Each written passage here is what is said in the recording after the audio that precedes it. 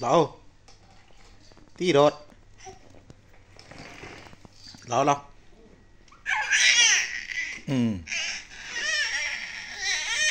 Lo. Đâu? 털어. 털어. 여기 욕설해야 되나? 뭐 말만 하던 줄었어. 폰 필요하러. 으이씨, 잘해.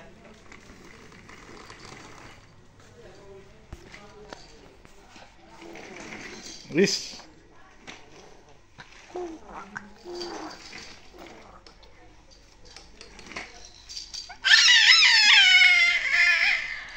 목슬리 말해. 너 그 고음 어디? 왜 하고도.